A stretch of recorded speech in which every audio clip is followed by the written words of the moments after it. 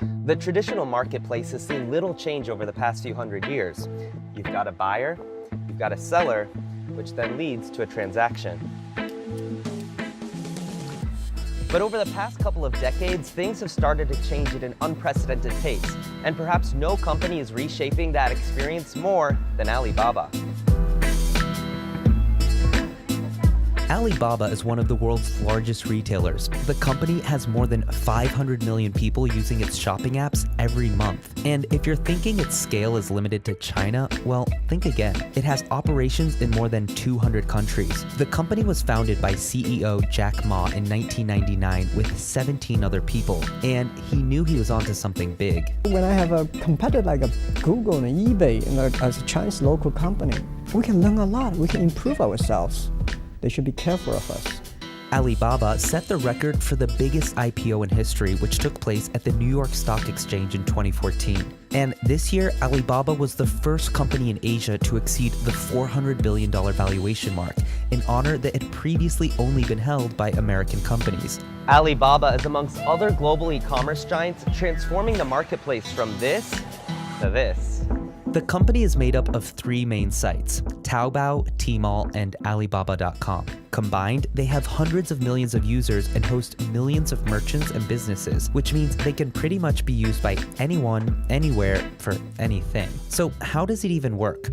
Meet our fictional character, Jane. She lives in Beijing. Jane wants to buy a new blender, so she logs onto Taobao. She finds one she likes being sold by, let's say, Chris. He lives in Shanghai and sells the blenders to individuals at a competitive price. When Jane goes to check out, she doesn't use her credit card, she uses Alipay to purchase the item. Think of it like using PayPal. Chris then accepts the Alipay payment from Jane. So where did the supplier Chris get the blenders from? Well, he bought a supply of 1,000 units on 1688.com, the popular Chinese version of Alibaba.com. It sells bulk orders to suppliers like himself. He bought his batch from a manufacturer named Keith on Tmall, which allows businesses to sell wholesale. Keith owns a blender company and production facility in Shenzhen, which produces the items and other kitchen appliances. Previously, Chris only sold to individual buyers in China, but recently he's listed his blenders on AliExpress, which sells to customers outside of China. So now, Laura, who's living in California and found the blender on AliExpress, can also buy it from Chris. And yes, she can even use Alipay too. Of course, importing products from China into the US is nothing new.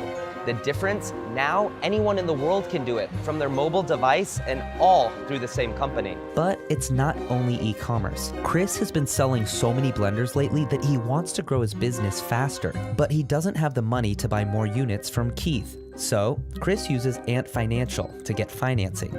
The loan helps him order an extra 10,000 units. So for buying, selling, digital payments, and even financing, you've done it all in Alibaba's platforms. And Alibaba now includes a shipping company, a messaging app, a movie studio named Alibaba Pictures, and more. Alibaba's growth is primarily fueled by China's massive population and rising middle class, but Jack Ma wants world domination for the company. That's why Alibaba is investing heavily in companies in other markets as well, most of which are also being pursued by Amazon. The marketplace as we know it has changed forever, and it's likely going to be companies like Alibaba which continue to lead its evolution.